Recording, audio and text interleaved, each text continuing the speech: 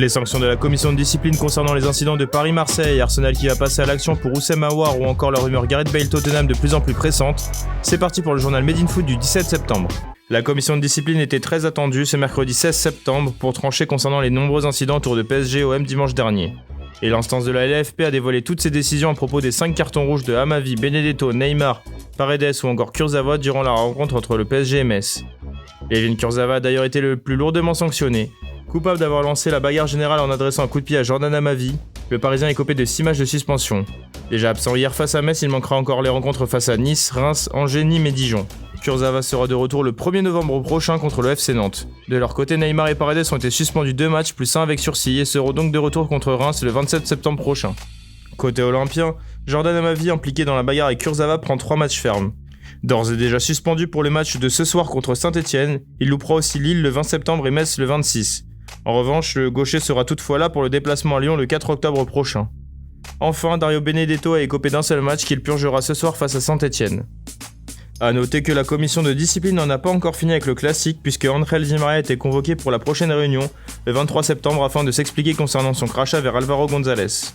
De son côté, le dossier du défenseur espagnol accusé de racisme par Neymar a été placé en instruction, le temps que la commission fasse son enquête.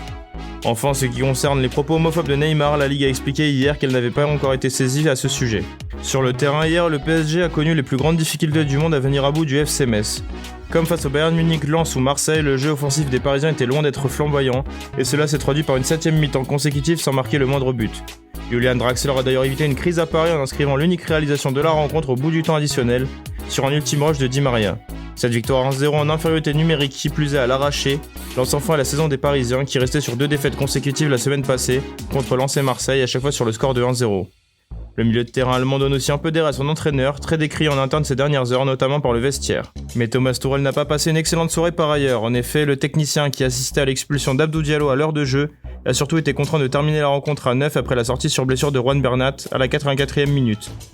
L'inquiétude était de mise en conférence de presse. Bernat, je suis très triste, j'attends une grande blessure au genou. Au minimum, l'Espagnol souffrira d'une entorse du genou selon l'équipe, mais les ligaments croisés pourraient être touchés. Si Bernat venait à être écarté longtemps des terrains, Paris n'aurait que Mitchell Baker à disposition jusqu'au mois de novembre, puisque Kurzawa a purgé sa longue suspension. À moins que Leonardo décide de recruter finalement un nouveau joueur au poste de latéral gauche.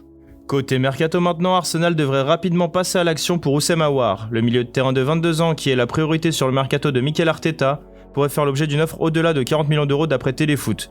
Mardi encore, Juninho assurait pourtant n'avoir rien reçu pour ses joueurs, que ce soit pour Aouar, Depay ou encore Moussa Dembélé.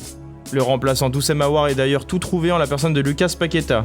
Cette info sortie il y a quelques semaines maintenant est de nouveau confirmée par Gianluca Di Marzio ce jeudi. L'OL est toujours intéressé par les services du Brésilien, mais il n'y a toujours pas de négociation avec le Milan AC. Lyon pourrait attendre de vendre son numéro 8 avant de passer à l'offensive. L'OL a toutefois réussi à conserver Melvin Barr. Entré en cours de jeu face à Montpellier mardi, le latéral gauche de 19 ans dans le viseur du Bayern Munich a prolongé son bail de 2 saisons supplémentaires, soit jusqu'en juin 2024. Enfin, Gareth Bale a discuté avec José Mourinho, selon son agent Jonathan Bennett.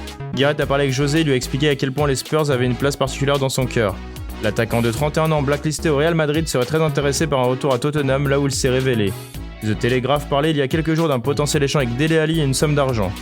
À Tottenham, le Gallois devrait gagner plus de 500 000 € par semaine. Merci à tous de nous avoir regardés, n'hésitez pas à liker, partager, commenter cette vidéo et à bientôt pour un nouveau JT Made in Foot.